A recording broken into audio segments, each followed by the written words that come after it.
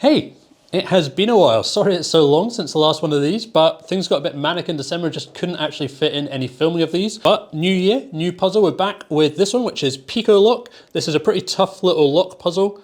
Super excited to show you the mechanism to this one, but given it's a new year, I thought it was a perfect time to give these shelves behind me a bit of a clear out, a cleaning, and rearrange some of the puzzles on them. So let's get into it. So I'm kind of embarrassed by quite how dirty this is up there. I don't know how long ago this was actually done. Can maybe put the Lost Vault puzzle back there. That looks pretty cool. This has just been sat around. I don't know if you can see the illusion here, but if you have a look on either side, you should be able to see the two faces. I feel like we need something to go in this one, but I don't have anything right now. And I also got one at Christmas. Let me know if you guys want to see a longer form version of this. But this one here, Clumsy Santa, stuck in the chimney, so maybe that guy can go there. The Karakuri shelf just here, I think that looks pretty good. And then finally on this shelf, this is a very cool floating light bulb. So this light bulb will just hover above this base here. So watch this, this is really cool. So you just float it above the base and turn it on. And this one, super cool chess set that you play in both directions. Pretty unusual, some people love it, some people hate it. I think it's pretty cool, but there we go. Let's get into the puzzle. Okay, so this one, PicoLock, quite a neat little lock puzzle here. As I mentioned, this one comes from Boaz Feldman, so he's previously made Loki. We've got B-Lock, B-Lock 2, all interesting lock puzzles made from adapted regular padlocks. Comes with this little bag and also these instructions. So the objective, obviously, to open the lock. Don't use any excessive force and contains small parts, so keep out of reach of children. Fair enough. So you can see this lock here. We've got the shackle that's coming through down there. If I apply a bit of pressure, you can see that the shackle is poking out. There's a little hole here, and there is something between this and the shackle, so there's a little part in there. There's another hole on this side that you can see, and then we've got the key, which is attached by this little black cord. So these tend to always look kind of very similar to start with. They tend to always come with these, the bags, and we've got the key, which let's just try it to start. Oh, okay, so you can actually turn it. So it turns 90 degrees, but it won't open. So we can use the key, just doesn't actually do anything. So this one has got a pretty tricky solution. There's a couple of steps to it. I would describe it possibly as sequential discovery. It's probably harder than the B-Lock, B-Lock 2. I'm not sure, it's somewhere on a par with Loki. So if you want to see a solution, let's take a look at that now.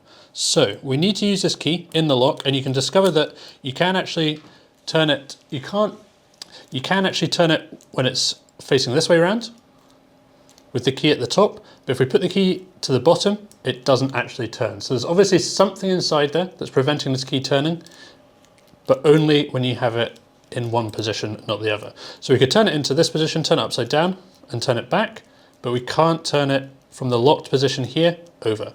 So what we need to do, you might have seen this on some other lock puzzles before, is insert the key, but not fully. So we're only coming in a little bit, and then if we try and just wiggle it, wriggle it, and you'll notice with the key about halfway in, it starts to turn, and as it starts to turn, if you give this whole thing a push, you get that entire chamber to drop down. So the entire chamber of the lock mechanism drops down. We can take this key out and you see it stays in place. Now from here, there's a little pin in here, which I'm going to try and show. Might be a little bit tricky. You can see it drops down, whoop, and drops completely out. But this here is the little pin that is hidden inside. You can see at the end, it's got this kind of Allen key style fitting, really small, and it's come from this hole in the side here. So we've got this. Where can we use it though? This hole in the side, this is all very intricate. This basically just goes straight through. So we can drop it in there, but that's not going to do anything. It came out of this hole, so presumably it doesn't want to go back into that one. And then this one on the side here, we can try using it to push perhaps. Maybe if we push the shackle down a little bit and push, but it doesn't do anything. So we've got this tool, but now we need to discover how to use it. And this is the sneaky part. So previously, spoiler alert for anybody that's not seen it, on the Loki puzzle, there's a piece hidden within something that you get here, and it took forever, and I actually struggled to find that. On this one, it's quite similar. So all of the puzzles come with this little black band here, and there's actually something unusual about this one. So it's actually one of these pieces here will actually come right off. So this piece actually fits pretty nicely in here, and you discover if you use that Allen key fitting down into it, you can actually unscrew something. So if we unscrew this fully, you'll see inside, nearly, is this little plug here.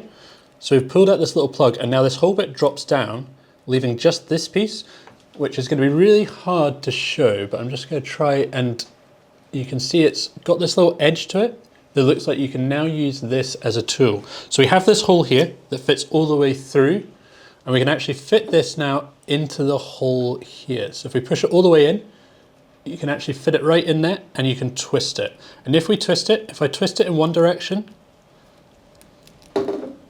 you'll notice this little brass piece here that's cut out at the side is actually dropping down. But if we twist it the other way, you'll notice it's starting to come out. We can actually just continue to unscrew this piece. So see how it's just unscrewing there from the side.